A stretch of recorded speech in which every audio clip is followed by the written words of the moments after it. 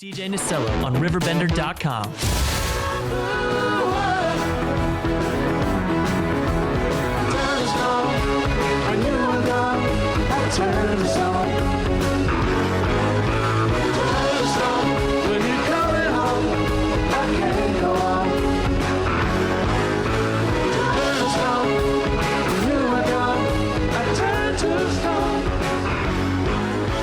Welcome back. Another one of those submissions. That was East Alton. Good luck getting through that road.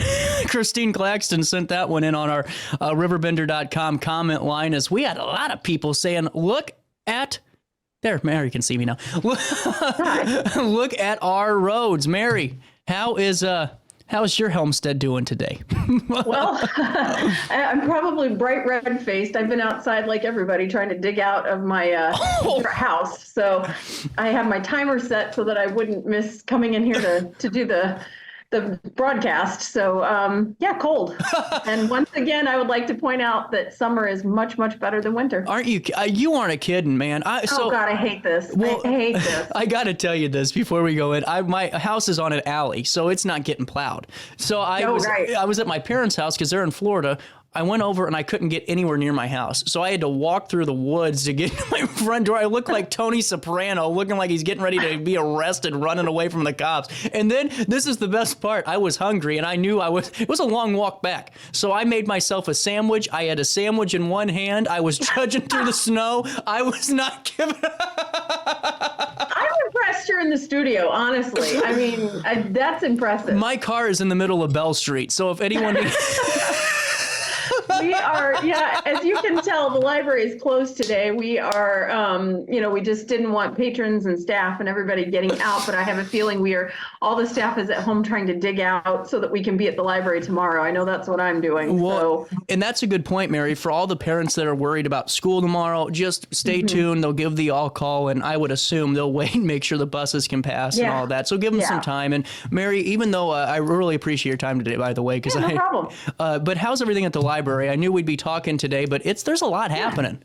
There is a lot going on, and I apologize. I'm going to be kind of like going back. You do what you need to do. Hey, I've got my electronic newsletter up and talking to you, but everything's going really well. Our newest newsletter just came out, the winter newsletter. So it's got all of our programs in it for January, February, and March. And so we're obviously January just started. We're just getting ready to kick those programs off. So we've got a lot going on for adults, teens, and for kids.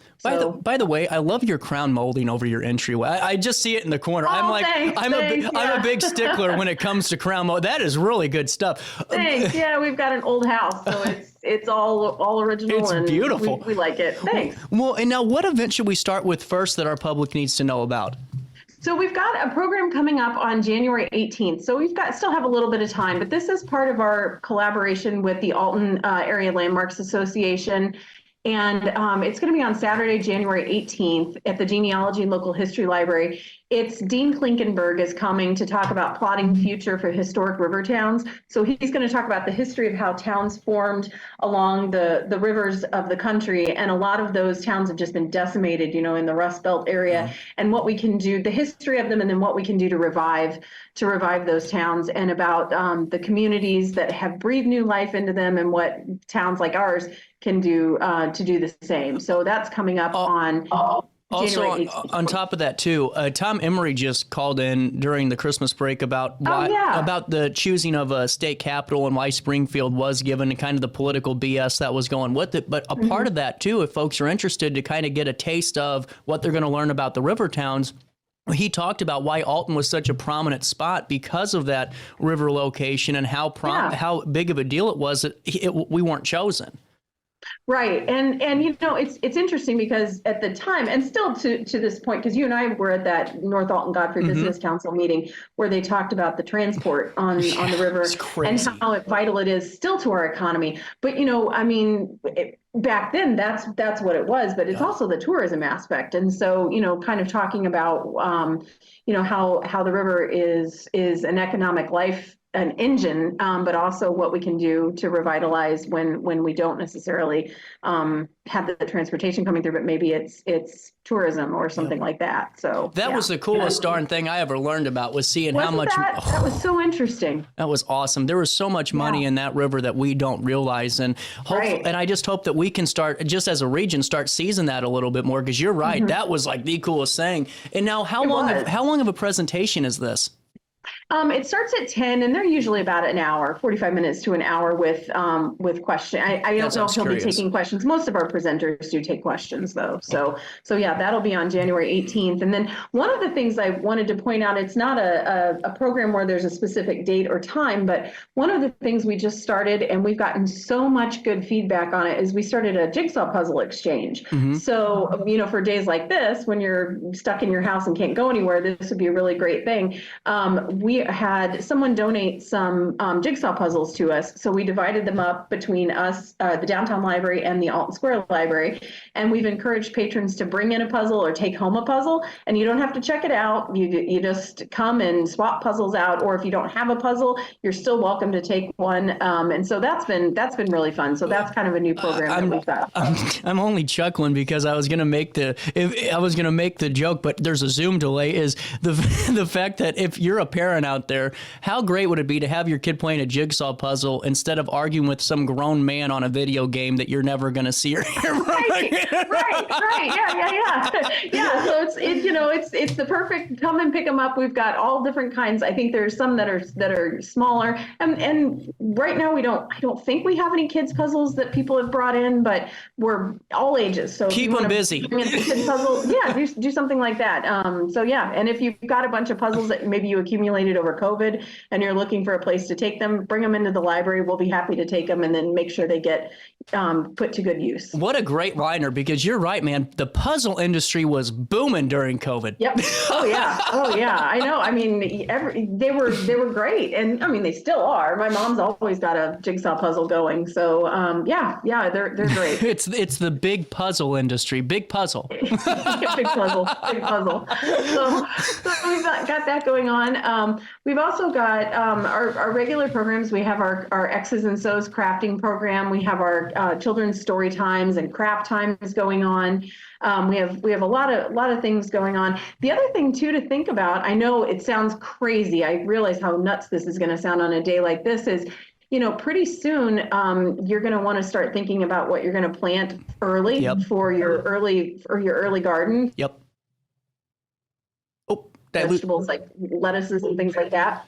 So we have a seed library at Hayner. So you can, it's a seed swap. So you can come in, you can bring in if you have seeds that you've collected and you want to donate, we'll take them, we'll sort them out, we'll put them out for patrons to take, and then you can take seeds yourself. So we have vegetables, we have fruits, we have herbs, and we have flowers. So I know it sounds nuts on a day like today, but something to start thinking about as you want to start sowing or getting them ready for the spring garden. Well, and honestly, that's a great point. I was just, I used to work every once in a while with Dave Sherwood and run his boards over from Sherwood's Forest. And he was big on that first, when we get closer to February and that frost, the first or last frost, I can't remember now off the top of my head, but it is time to really start thinking about that, especially for grass seed. Did you hear about that? I didn't know that if you plant grass early, whenever that last frost or whenever it starts to change and wetten out a bit, you're going to have a great year. I mean, it's like, it's a big thing. I didn't realize it.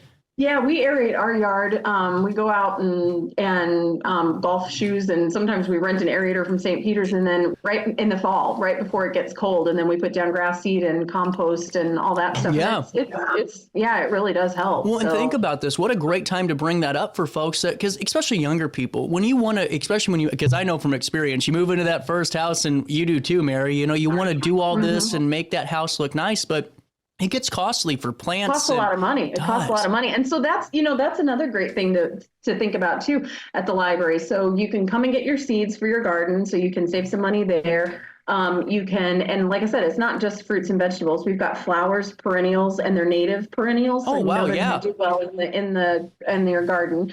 And herbs, we have that as well. But we also have in the Library of Things, talking about like for new homeowners and young homeowners, we've got toolkits and laser levels and things like that you can check out. So you don't have to run right out and buy them, especially if it's your first place. You're and you're still trying to get moved in and you're on a budget. Just come by the library and check this stuff out. And on top of that, Mary, even if, let's say, they don't have the tools, but maybe if they had the tool, that would stop them from calling somebody else to charge them $55 an hour. And that's not joking. That's just the service charge of this. Oh, sure. Yeah. And what's really great about that, and I keep thinking about all the ways that, the library, the point of the interview is, but you can come by, pick up a tool, and then you can go home and you can log into one of our databases, and there's video databases. Yeah.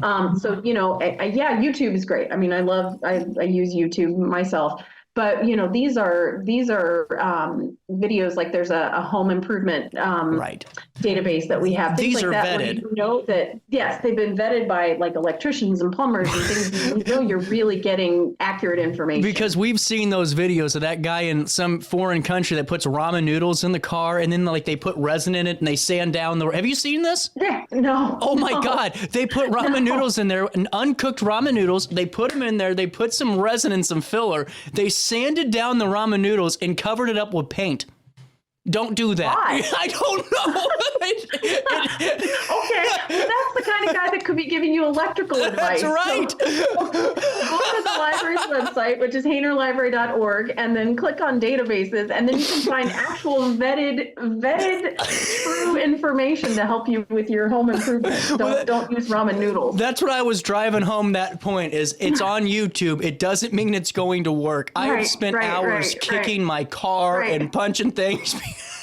Yeah. Well, and that's on a day like this, not to make so much seriousness out of it, but that's why it's good to have a community resource and have your library card, because even though you're closed today, your resources are still online where you can. They are. Yeah. So if you go to HaynerLibrary.org and you can click on where it says, I think, online databases at the top. And then there's also one that is ebooks and audiobooks.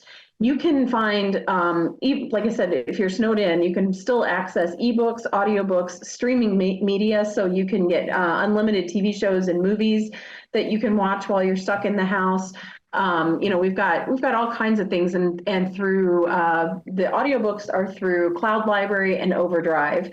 And then the free streaming TV shows and movies are through Biblio Plus. And you can put those apps on your devices, so your phone or your iPad or your tablet or even Roku. They work with Biblio Plus works with Roku and Apple TV and all of those devices. So you can stream those for free with your library card. And we even have audiobooks for kids. So we have Tumblebook Library for children. So, you can also do that with your library card from home too. Well, see, I just think that's why I think this is so important to talk about, because, half the time because we don't prepare as people. I mean, this is the last time we've had a storm of this magnitude is quite a few years. But, you don't think about how much a Hayner Library card could help. Especially there's folks that have 5 or 6 kids in a house, 12 hours is long enough,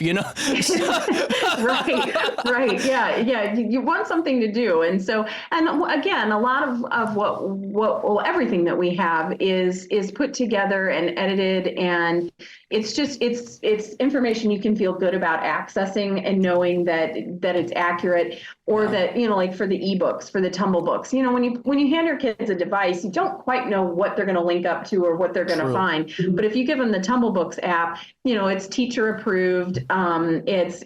It's been vetted, it's been edited, and it's educational, good quality materials for your children. Well, and on top of that too, you made another great point. You're on fire today, Mary.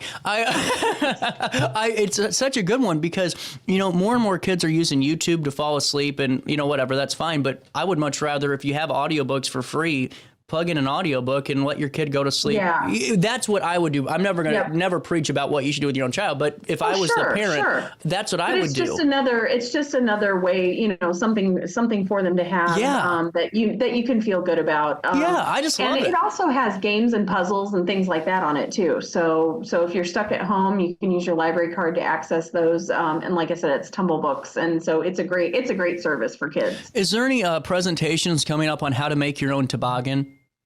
If only I had thought about that. So for next year, I'll put it in the fall newsletter so we can prep for winter. That's right. What else is coming down the pipeline, Mary?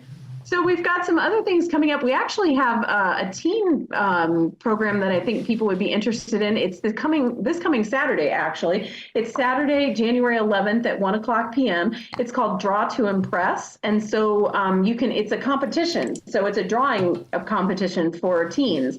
And so you can meet up with other teens that also share an interest in drawing and art.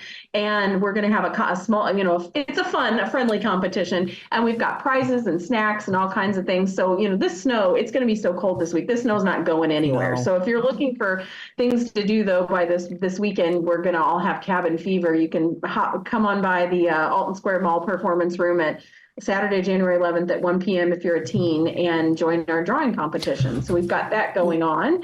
Real quick, Mary, you brought up another great, again, on fire today. You are just hitting all the points. If you are not leaving your house today, please don't, but go start your car, because it's going to be -1 degree and you don't want your car batteries to die. Yeah. So go. Oh, that's a great point. Yes.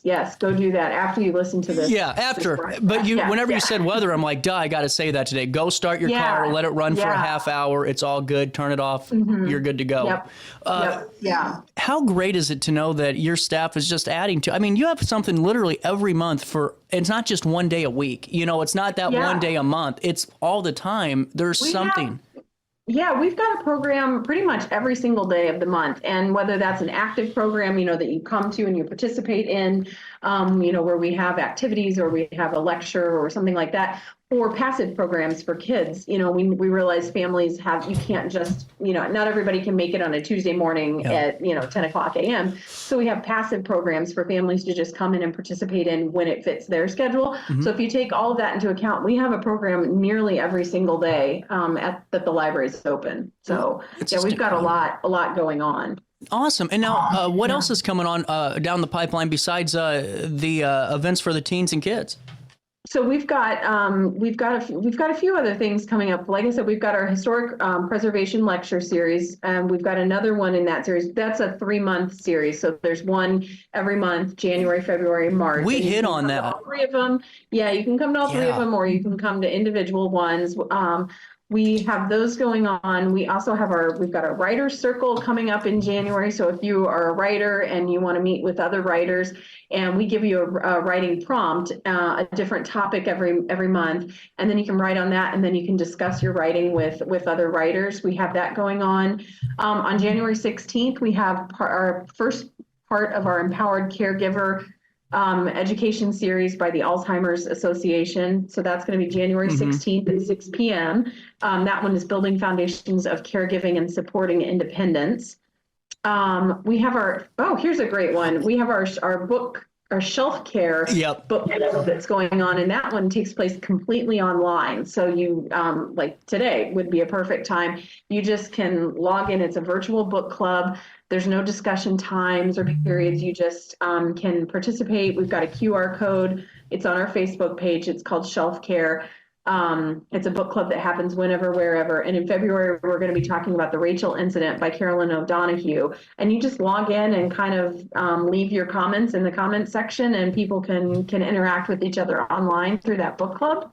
So we've got that going on. We've got a lot of things going on. Yeah, we've got later on in the month, the Illinois State Treasurer's Office is coming for an iCash program. Oh, by the way, thank you for bringing that up. I'm so sorry for getting excited about this. I decided whenever you came on the show a couple weeks ago during the tape, I thought, well, while you're talking about it, I'll go to the iCash website and just look, because I don't know how this process works. I just know you can type your name in and you can see. Yeah. There are literally like 30 members of my family that have some type of money available to them, and I am I'm none of. See, there you go. But I'm none of those people, so I don't know if I tell them and I get 10%, like just depending on. That's right. Yeah. But this is a great event, and I'm telling you guys, you will have no idea if you have any money owed to you unless you go to this event and use these tools. You can stop by the library. That's going to be January 23rd at the mall library. From 1 to 4 p.m. We'll have a representative from the Illinois State Treasurer's office there, and they will be helping you. They've got a database. They'll go in, they'll take a look. You just need to bring your ID in with you, and they'll help you look for any unclaimed funds that the Illinois Treasurer's office might be holding. And it could be anywhere from, a couple bucks to, a few $1,000s. It depends on what's hanging out there. I'm just going to be honest. It's totally free. I'm just going to be honest. I did make notes of who was owed over $100 because they don't tell you the amount. They just say over or under, and trust me, all of those people are getting Christmas cards because you never know. I think I might have like maybe a couple of bucks hanging out there, and I'm like, is it worth the stamp? I don't know. We'll see. So. So we've got a lot going on. And then through January, we've got our haunted Hayner, which that registration is full. That was filled up so much in the fall that we decided to have another event in the winter. That's a good problem. Already filled That's up. a good problem. Yeah, it's a great problem to have. Great problem to have. Which we've got a ghost hunting kit in the library of things. You can check that out if you can't make it to the program. But then we've got our winter reading retreat coming up. That's on January 31st from 6 to 7:30 p.m. That's at the Alton Square Mall. And so it's actually the one year anniversary of that program. It's been a big hit. So We're going to have hot cocoa, a snack. We're going to have a craft. This is for adults, and a craft that you can make. We're going to provide all of the supplies. It's a winter scene in a jar. So I don't know if you've ever seen those. You take a jar and you put like lights. Winter things in it, and you can take that home. And then it's just a chance for people to get together and talk about their favorite books and authors and what they're reading. Even if you want to bring your book and you want to just kind of hang out and just read and kind of be left alone, just have some time to hang out and read, you can do that too. So I think we've got quite a bit going on. It's so important though, because a lot of times folks are looking for that, and more of my generation is starting to. I don't know if it's because of like a social media thing that's going on, but it just seems like folks are wanting to get back to that. I don't want to say old school, but that almost vintage way of communicating and getting together and meeting new people. And that's with book clubs and all of these older ways of doing it that are coming back into fray. And it seems like every one of your quote unquote book clubs of all kinds, whether it's for the cookbooks or the taps and tomes, it seems like everyone's really just jumping in on these. Yeah, it's great. I think people just really miss. I mean, I'm a people person, so I'm probably not the right person to talk about it. But I think people missed, especially during the pandemic, that being with one another, and so it's just people are getting back out there and really enjoying being with one another. So, and these are great ways to do it because you're going to meet like-minded people. If you're coming to a craft event, chances are pretty good somebody that's coming is also going to like crafts. And so you're going to already have something in common. So there's not that awkward, like, oh, hey, who are you? What do you like to do? You kind of already can start the conversation there. And it's just a great way to feed your mind and also to meet new people and talk and just kind of just be part of a community. Do you know what I think is really cool about this too? It's the fact that right now we have a problem with communicating, not you and I, but just the world. Like there's just this disconnect of how do we communicate? Can we have different opinions without screaming at each other? And not even politically speaking. I'm just talking about cats or dogs. People are having that tough time. This is a good way if you haven't had like people interactions in a while. And it sounds like I'm patronizing when I'm talking. I'm not. It's just people have gone through this. You can go and maybe re-hone some of those skills, like just people-to-people skills, because you do lose them if you don't use them. Yeah, that's absolutely true. Absolutely true. And like I said, a lot of people, we've been, out of the pandemic for a while, but, some people are just kind of getting back into the swing of doing things, or you become, it's like you've formed this habit of doing everything online or doing everything like, shopping and picking it up and just driving up, and there's no social interaction. And so these are a great way to kind of get your feet wet and get back out and participate in programs and services. So. And the bigger point of it, kind of tongue in cheek what I was going with is it's okay if someone says they didn't like that part of the book. You don't have to shut down. You can just have an open discussion about it. Exactly. And I think that's healthy. That's what I love about book club. You know, it's so many people come from so many different backgrounds, and you're kind of coming together, and it's like, oh, I didn't even get that while I was reading the book. I didn't even think about it that way. And it kind of opens your eyes, and you're like, oh, all right, okay, I see where you're coming from. So even if you don't agree with it, it's still interesting to interact with each other. So really cool. And Mary, don't let me stop you. We got 5 minutes. What else is coming down the pipeline? Well, we actually have in January, we've been trying every quarter to have a fine amnesty program so that it benefits patrons and it also benefits someone else. And so in January, it's called Cool to Be Kind, and it's our fine amnesty program. So if you have things that are overdue, Hayner Library items that are overdue, and they could even be really long overdue items to the point that you've been billed for them. As long as you have the item and it's in good condition, you can return your Hayner Library item to the library, and you can, and instead of paying for the item or paying for the fine, you can bring in an item and we will waive your fine and then send that item on to another entity to help them. So in January, It's Cool to Be Kind. So you can bring in hats, gloves, mittens, scarves, gently used or new, no stains or holes, because these are going to people that are going to need to wear them. But you can bring all of that in, we'll waive your fine, and then we will donate those items to the Crisis Food Center's Nearly New shop. And so then people who don't have jackets, coats, gloves, mittens, scarves, that kind of thing, they can take them and stay warm. So it waives your fine, it gets our materials back. We put them back on the shelf for other patrons to check out. And then those people at the Nearly New shop also benefit from being warm. So that's going to take place the entire month of January. That and just more of what really I think you guys have really just found your niche. I mean, really found your stride, because through all of this, that's what you've talked about it so eloquently, really, about what a library truly is and how it's changed. And the library of 1890 is not the library of today. And you guys have adapted and are really striving. Now, what's 2025 look like for you guys? I mean, I know it's kind of a blanket statement, kind of a gotcha question without being one.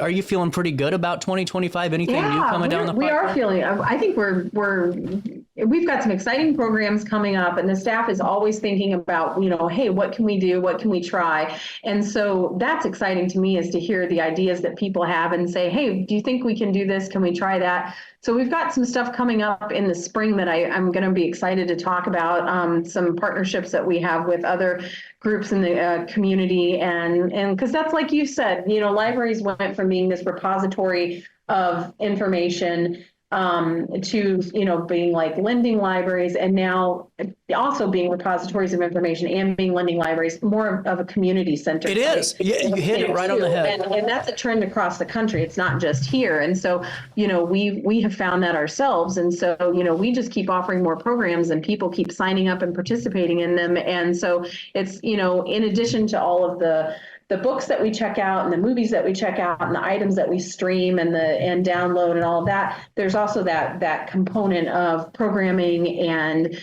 being a community center and service group that we have found people really want, and that we're happy to adapt and give to people. So we're always trying something new, and we've got some exciting things coming up for the year. So absolutely. And with that being said, Mary, I was just making sure before we said bye there wasn't any breaking news that came across the local wire, just to make sure we're all informed. The big national Before I say goodbye, the big national story for all of you at home watching today, you can stay tuned through the Associated Press on RiverBender.com. Justin Trudeau announcing his resignation just a few moments ago due to that turmoil. That was the big news story. But for all of you, that's it. I mean, the news story is that it's snowing. Stay home. I mean, don't move. Yeah. Don't dig yourself out. Be careful while you're digging yourself out too.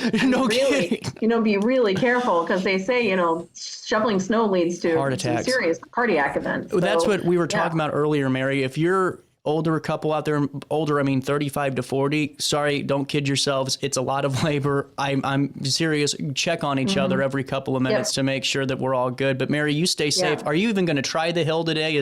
How do you guys maneuver that? Oh, We are at the top of State Street Hill, and it is, no, I'm just there. I have no need to today. I'll navigate it. I'll give our wonderful, I would really like to say thank you to the street department in Alton and Godfrey. They are working so hard so that we can all get out, and just a big thank you to them. And I'm living at the top of State Street Hill. You know, it is, they're out there working really hard. And so once they get State Street Hill plowed, I'm sure it is probably, but I can't get off my street to find it. You know, we'll make our way down the hill and we'll be open again tomorrow. Hopefully. No coming in hot videos from Mary Cordes. None. I do. My nightmare is going viral. Nothing about that is appealing to me. So no, I will not be flying down State Street Hill. No, thank you. Well, you stay safe and warm today. Thank you for cutting the time out to still come on the show and talk with us. We'll talk again in a couple of weeks, but you stay warm today and we'll talk again soon, okay? Thanks, DJ. Appreciate it. With all of that being said, we are out of time.